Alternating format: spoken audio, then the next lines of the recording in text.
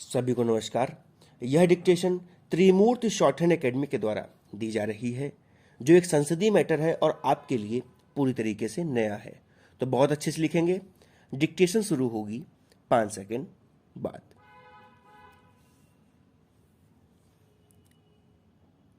Yes, सभापति महोदय, हमारे देश ने विज्ञान और प्रौद्योगिकी के क्षेत्र में जो प्रगति की है वह गर्व का विषय है।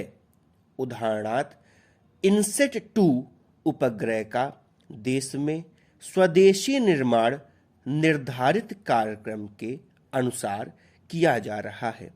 अगले वर्ष 1 वर्ष में उपग्रह प्रक्षेपण यान के योजनाबद्ध प्रक्षेपण के साथ ही भारत उन इने गिने देशों की श्रेणी में आ जाएगा जिनके पास अपनी प्रक्षेपण क्षमता है।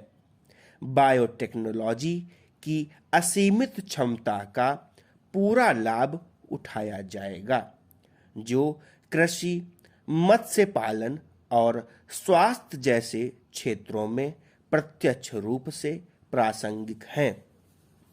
इलेक्ट्रॉनिकी की क्षमताओं को और बढ़ाया जाएगा ताकि इससे हमारे देश की जनता को सुनिश्चित लाभ हो सके।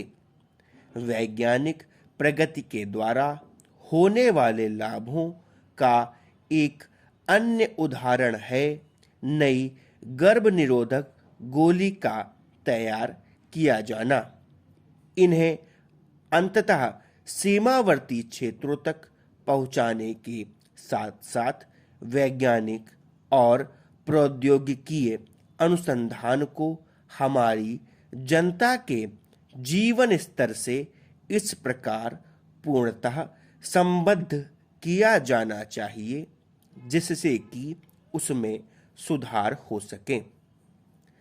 हर दृष्टि से प्रगति में तेजी लाने के लिए भी पर्यावरण के प्रति सभी को अर्थात सरकार, उद्योग और जनता को अपनी जिम्मेदारी समझनी चाहिए। इस लक्ष्य को सामान्य नियामक उपायों के साथ साथ वित्तीय प्रोत्साहन और प्रतिबंध की योजना द्वारा प्राप्त किया जाएगा। 8वीं पंचवर्षीय योजना के दौरान उपभोग के अधिकार के साथ साथ भागीदारी आधार पर अवक्रमित वनों में वृक्षारोपण में जनजातियों और ग्रामीण निर्धनों को सहबद्ध करने की योजना शुरू करने का प्रस्ताव है।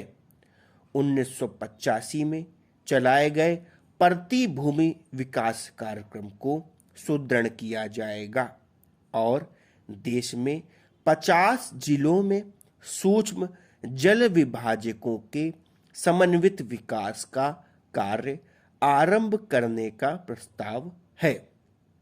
गंगा नदी स्वच्छ करते समय प्राप्त अनुभव से मेरी सरकार का यह प्रस्ताव है कि राष्ट्रीय नदी कार्य योजना के अंतर्गत इस नदी की मुख्य सहायक नदियों और अन्य बड़ी नदियों के समग्र रूप से प्रदूषित नालों को साफ करने का काम हाथ में लिया जाए।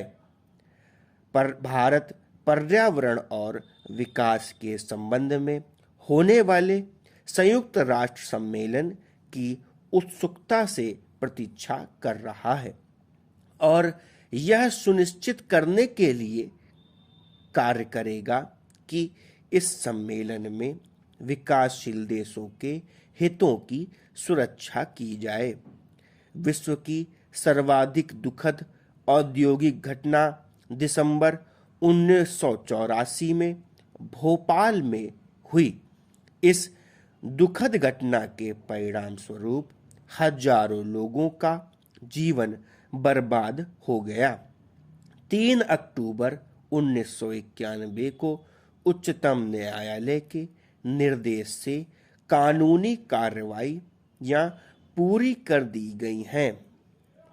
सरकार यह सुनिश्चित करेगी कि दुर्घटना का शिकार हुए लोगों को अधिक से अधिक राहत दी जाए।